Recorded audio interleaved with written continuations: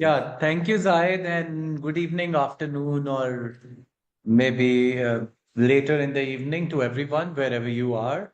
Welcome on board. Thank you, Zaid Saab, for giving us an opportunity. I think not only since 11 years, but since many decades to learn and maybe get involved into a lot of stuff which is useful for ourselves as well as our country, first of all, because Pakistan, we feel very proud in when we go to ISO meetings or maybe participate in it, that in spite of a lot of other challenges, that the flag of contributing professionally in a subject is always there. Thank you, sir. Pleasure.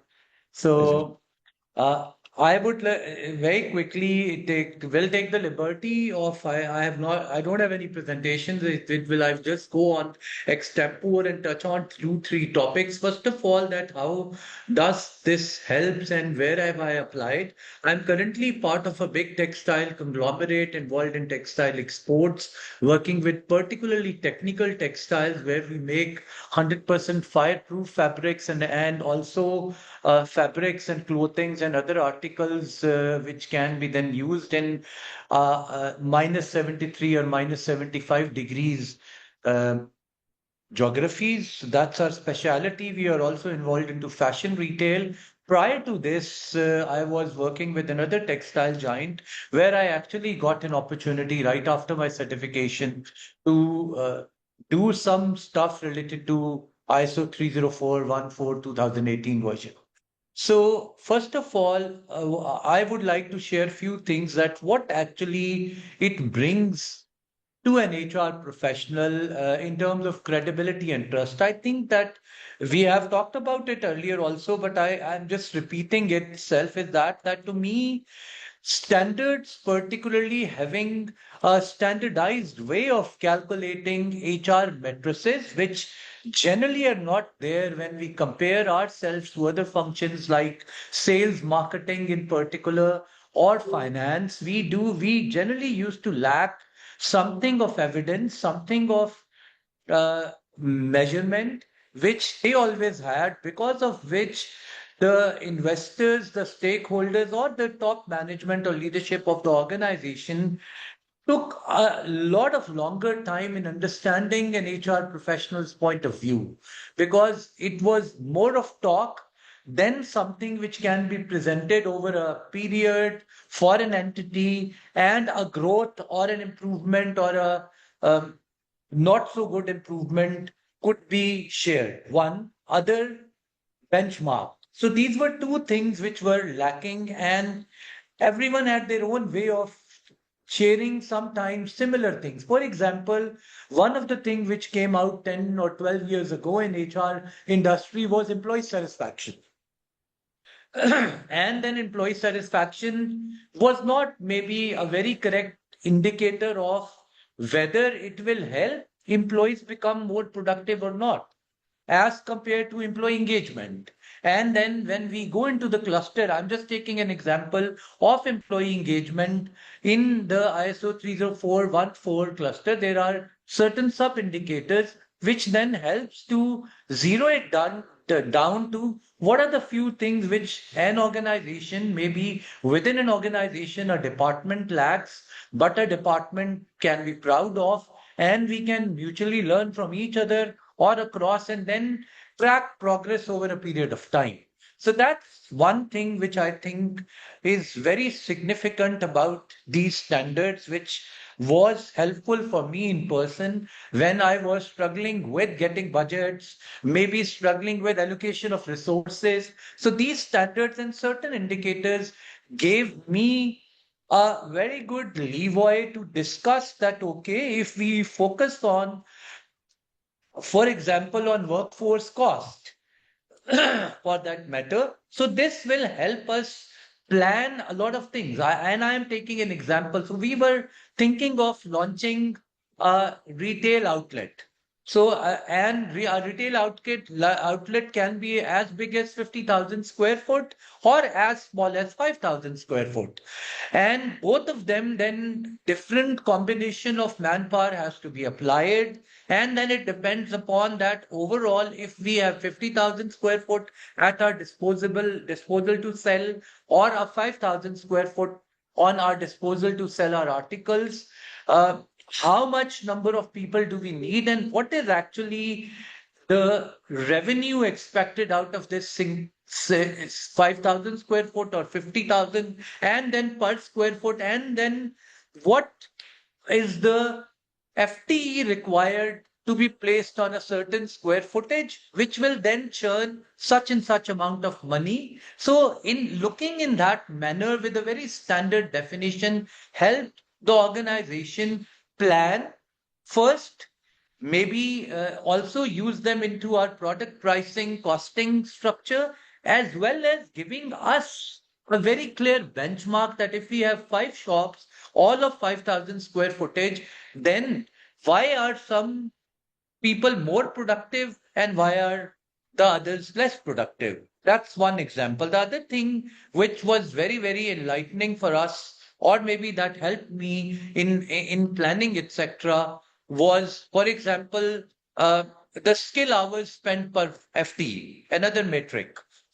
And how many average hours or annual hours are we spending? Then out of those hours, how much are being spent on maybe functional trainings, on softer skill training, or mandatory trainings? So all those bifurcations actually enabled me to plan my budget accordingly, and then also easily calculate the real impact of all those efforts in terms of money, which is one unit which is very easily understood by the CEO or the top leadership, and can be compared with a similar initiative or a time or amount spent on a brand building initiative or maybe an investment initiative. So if I summarize my first point, that actually because of these standards, I was able to actually get hold of the right way to calculate certain matrices. One. Second, then was able to combining multiple matrices, was able to come up with correlations in terms of money value, which then enabled me to actually put forward my agenda or an initiative or an intervention more strongly, which the CEO then can compare sometime between a brand building initiative or a time spent on a financial intervention and take a call. So previously it was not done. My initiatives were all generally used to be a lot of talk. People will be happy, culture will be good, etc., etc., which sometimes looked like fluff. While I have my own point of view that that was not fluff, but the real reason or the real benefit was the people who had authority or money or who are running an organization and maybe looking an organization from a very broader point of view got a very clear picture in mind. So, okay, because of this thing which HR is proposing, these are the five things I'm getting out of it. And that was clear. So that's one very big benefit, which actually I think enabled me to actually create more impact and in turn reaped more trust and credibility amongst the leadership, not only the CEO, but my peers, the CFO, the CMO, the CSO, the chief supply chain officers, and so on and so forth. So that's the first thing I experienced when I formally started looking at some of the matrices and formally started calculating them in the right way, in a standard way, to be very precise, I think, and started getting benefits. So that's one big benefit. The second thing I think I would say is that the type of organization I was working in, we were exporting and we had to go through a lot of compliance audits. And previously, there were certain things, some of the compliance organization, if it's a British or a more European Union driven compliance or an American compliance or a Middle East compliance, some of the things used to differ. And we always used to have a debate that I am collecting data in one way or the other, and I call this is the same thing. But then they wanted to have a very different point of view. And when this standard came, and I shared with them that now we are working on a global standard, and as per that standard, the definition of a full-time equivalent employee, for example, is this, and this is what I mean. So it got validated very perfectly because it was an ISO standard, not something that Sapphire Textiles or XYZ Limited is saying. So it got endorsed that, okay, this is an international way of calculating these three, four matrices which we need for our compliance data and certify the organization into certain standards. And it helped me a lot. The second great benefit was having a common language, which was not only endorsed by my organization, but a global organization. So it had lesser questions to be raised by my compliance authorities because then they said that okay, because ISO has made this, so this might be the correct way to calculate a number or a cost per person, or maybe for that matter, certain other indicators they were using for the compliance audits of my business. That was the second biggest. And the third was internal, that because of this, I was actually able to, I did it for, I think I left that organization, but I had 8 months in hand where I was continuously tracking some data, and it gave me a very good indicator of where my team has to focus for the next quarter and where we are already doing a great job and it can be sustained. So that was for internal reorganization effort, prioritization, etc., etc. So that was one big part which I wanted to share with everyone, and I can take few questions later on. The second thing which I wanted to definitely touch upon it, and then I will stop, and I think we can take some comments or question, is challenges. So the way Exactly. I've put across to you is that what at the end, because what ends well, everything seems to be well. It was not that easy. First challenge I had in hand is was that the data of to calculate even half of the matrices was very fragmented because prior to that, unfortunately, my organization didn't had an HRMS, so the data was everywhere. A lot of data was to be found in factories with production. Some of the data was with administration. Some data was with HR, and they were calculating, collating, and then interpreting them, all them into with three different mindsets, three different types of things. And that was a big challenge that how do we, if we have to calculate these indicators on a regular basis, how do we put the data collection and then curation and then summarizing them in a one standard way, maybe still using, do not damaging the organization design or maybe hierarchy, because then it means too many changes at one time. So how do I do it that I do not rock the boat too much, but yet I'm able to get the right data instead of fragmentation into a summarized, collated way and move forward? That was one big challenge. And I think a lot of companies face the same thing. Data is all over. We don't take the pain to collate them and move forward. The second challenge I had in hand was again that's related to IT, that previously it was all over the paper. If I had to now compare from some period, because when I started off, a lot of data was still, particularly in my manufacturing sites, in paper, not recorded. Some of the data was used to be because of some tax things, etc. Other things used to put in Excel, but then not using pivot tables or other tools where I could easily make sense of those data, summarize them accordingly, and take it forward. So the second thing was to use HRMS up to some what extent, and then how do I digitize some of the daily, weekly, fortnightly, and monthly data?